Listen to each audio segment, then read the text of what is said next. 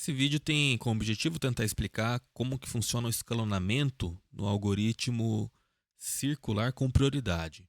Eu coloquei aqui uma tabela que é o exercício, né, de representar esse escalonamento num diagrama de Gantt. Então nós temos ali 5 processos, P1, P2, P3, P4, P5. Cada processo tem um tempo de criação, então alguns são no tempo zero, outros são em tempos futuros ali. Tem tempo de execução para cada um e tem a prioridade de cada um. Quanto maior a prioridade, maior a preferência por ele ser utilizado para ele ser escalonado no CPU. Embaixo eu coloquei um diagrama vazio, a gente vai preencher ele conforme for realizando aqui o escalonamento. Ali do lado eu coloquei alguns diagramas, algumas representações, na verdade, a fila de processos, para a gente ter a noção de como que está a fila em cada instante. O CPU que está representado ali como se fosse um CPUzinho mesmo, né? Eu vou colocar o processo em cima dele para representar que é aquele processo que foi escalonado.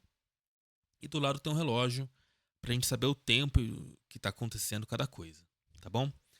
E além disso, vou introduzir aqui uma linha vertical vermelha que vai marcar para mim a passagem de tempo, tá? Então, vamos começar aqui, tudo bem? Então, primeira coisa que a gente tem que perceber é o quê? Quais são os processos que vão entrar no tempo zero, né? Tempo de criação zero. Olhando a tabela, a gente encontra, então, dois processos.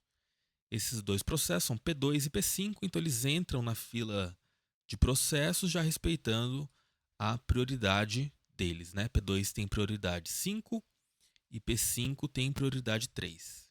Então, P2 entrou primeiro, ele está na frente ali na fila. Vamos executar o primeiro ciclo. Então, vou mandar P2 para o processador e aí eu vou já executar um quantum de tempo aqui para o processo P2. E acendeu uma luzinha indicando que passou somente um dos quantums no processador ali para o processo P2. A cada 2 quantums ele vai trocar o processo, certo? Antes de executar o próximo, a gente tem que observar o seguinte. No tempo 1, tem um novo processo chegando à fila, que é o processo P4. Olha lá. Ali na tabela, o P4 ele tem duração 2, né, execução 2 e prioridade 1. Então vamos trazer esse processo aqui também para a nossa fila de processos. Quando ele chega na fila de processos, ele vai se perguntar com os processos que estão ali. Precisa alterar a ordem? Eles estão fora da ordem de prioridade? Então, eles vão se conversar ali e vão falar, não, está em ordem, mantém. E vamos para mais um passo aqui. No próximo passo, o processo 2 de prioridade 5 termina a execução dele, ele obteve já seus 2 quantums de tempo no processador. Então o que acontece? Ele vai sair do processador e vai entrar um novo processo. Tá? Ele volta para a fila, para o final dela, e depois disso o processo 5 vai entrar então no processador. Vamos executar mais um tempo aqui. Executado apenas um tempo e ele fica pronto. Ele tem tempo de execução somente um. Tá?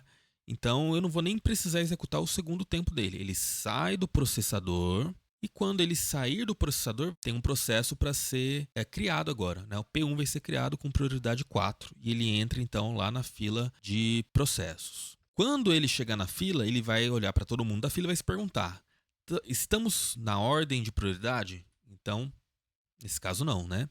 O que vai ter que acontecer aqui? Eu vou ter que reordenar a fila de processos, colocando o processo com maior prioridade primeiro. Então, processo 2, processo 1, processo 4. E aí eu continuo. O próximo processo, o primeiro da fila, vai entrar no processador e vai executar os seus quantums. Então, até o tempo de execução 7, a gente não tem que se preocupar com muita coisa, só executar o que estiver em ordem ali na fila. Então, o processo 2 executa, ele executa seus 2 quantums novamente. Depois disso, ele vai sair do processador, vai para o final da fila. Quem que entra? Processo 1. Então, P1 vai executar também seus 2 quantum de tempo. Agora, aqui é um ponto crítico desse exercício, porque no tempo 7 vai ser criado o processo P3. E ele vai ser criado junto com o final do processo P1.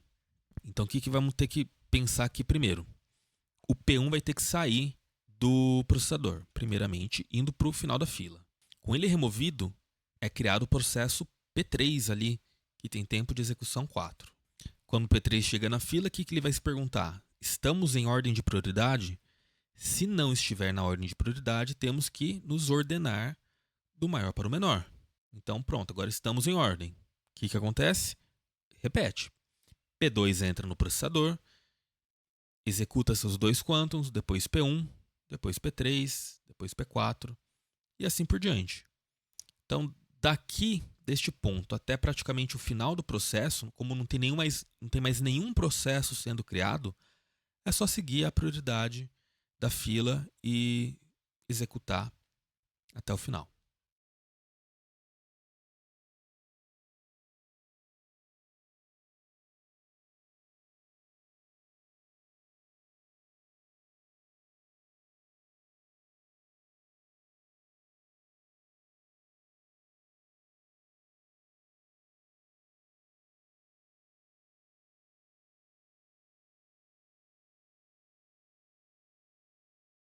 Muito bem, e tá aí, processo completo, tá? Vai gerar esse diagrama aí no final e você pode depois calcular todos os parâmetros, tempo médio de execução, tempo de transição lá, enfim. É isso aí, grande abraço.